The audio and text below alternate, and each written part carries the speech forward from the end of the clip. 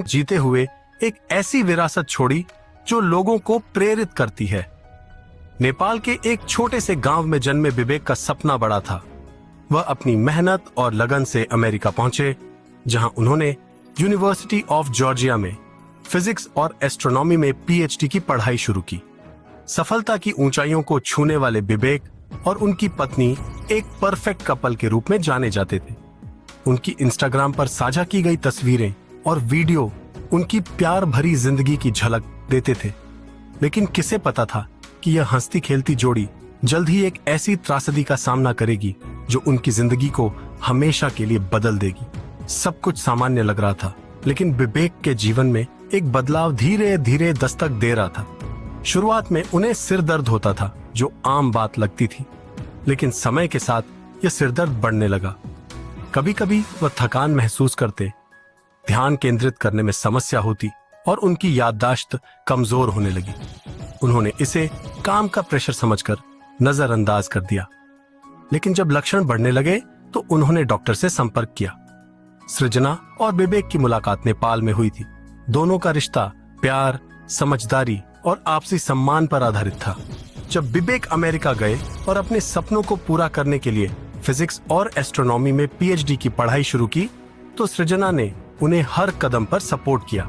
Social media पर दोनों की जोड़ी को लोग पावर कपल कहकर बुलाते थे। उनकी जिंदगी की झलकियां, उनकी यात्राएं, रोजमर्रा की छोटी छोटी खुशियां और उनके बीच का गहरा प्यार लोगों को प्रेरित करती थीं। लेकिन जब विवेक को ब्रेन कैंसर का पता चला, डॉक्टरी जांच के बाद उनके मस्तिष्क में एक ट्यूमर पाया गया। विवेक और उनकी पत्नी के लिए यह खबर किसी तूफान से कम नहीं थी। उन्हें स्टेज 3 ब्रेन कैंसर का पता चला। ट्यूमर, जो शुरुआत में मस्तिष्क के एक हिस्से तक सीमित होता है, समय के साथ और अधिक आक्रामक हो सकता है। ब्रेन कैंसर के लक्षण अक्सर सामान्य समस्याओं जैसे सिर दर्द या थकान के रूप में सामने आते हैं, लेकिन यह मस्तिष्क के विभिन्न हिस्सों को प्रभावित करते हुए गंभीर रूप ले सकते हैं। विवेक को जो कैंसर था, वह मस्तिष्क के महत्वपूर्ण हिस्सों पर असर डाल रहा था, जिससे उनके याददाश्त और तर्क शक्ति पर भी प्रभाव पड़ रहा था। ब्रेन कैंसर के पीछे कई कारण हो सकते हैं, लेकिन यह बीमारी पूरी तरह से समझ में नहीं आई है। आनुवंशिक बदलाव, रेडिएशन के संपर्क में आना, कमजोर इम्यून सिस्टम और पारिवारिक इतिहास इसके कुछ संभावित कारण माने जाते हैं।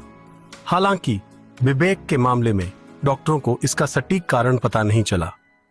जैसे ही विवेक को अपने कैंसर का पता चला, उनके और उनकी पत्नी के जीवन में एक नई चुनौती शुरू हुई। इलाज के लिए सर्जरी की गई, जहां डॉक्टरों ने ट्यूमर को हटाने की कोशिश की। इसके बाद रेडिएशन थेरेपी और कीमोथेरेपी का सहारा लिया गया। यह प्रक्रिया उनके शरीर को कमजोर करती गई, लेकिन उनके चेहरे पर मुस्कान बनी रही। इस कठिन समय में उनकी पत्नी ने उनका साथ नहीं छोड़ा। वह हर कदम पर उनके साथ खड़ी रही। उन्होंने न केवल उनका ख्याल रखा, बल्कि उन्हें मानसिक रूप से मजबूत बनाए रखा। विवेक और उनकी पत्नी ने इस समय को एक नई सोच के साथ अपनाया। उन्होंने अपनी जिंदगी के हर पल को जीने की कोशिश की। उनके सोशल मीडिया पर साझा किए गए पोस्ट्स और वीडियो इस बात का सबूत है कि उन्होंने कैंसर जैसी गंभीर बीमारी के बावजूद जिंदगी को सकारात्मकता के साथ जिया। वह अपने फॉलोअर्स से अपनी बीमारी और उससे लड़ने के सफर को साझा करते रहे।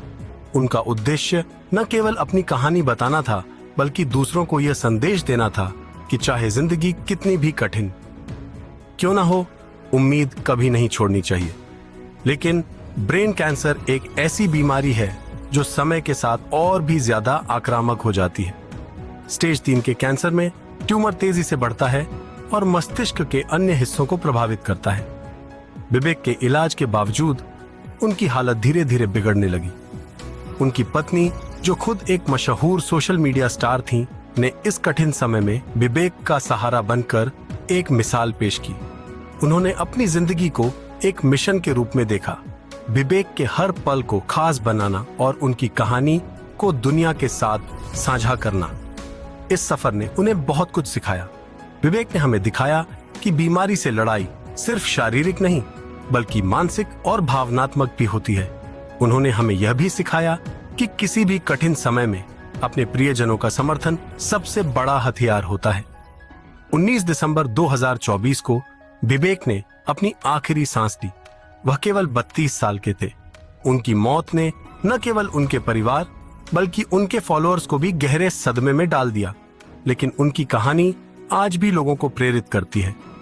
विवेक की यह लड़ाई हमें यह सिखाती है कि ब्रेन कैंसर जैसी बीमारी के खिलाफ जागरूकता फैलाना कितना जरूरी है। यह बीमारी किसी को भी हो सकती है। इसके शुरुआती लक्षणों को समझना और समय पर डॉक्टर से संपर्क करना बहुत जरूरी है। साथ ही यह भी जरूरी है कि हम अपने प्रियजनों को इस लड़ाई में सहारा दें। विवेक और उनकी पत्नी की यह कहानी सिर्फ एक इंसान की नहीं, बल्कि हर उस व्यक्ति की है जो किसी न किसी बीमारी से लड़ रहा है।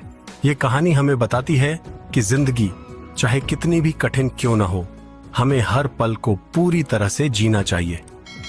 विवेक, आप हमेशा हमारे दिलों में रहेंगे।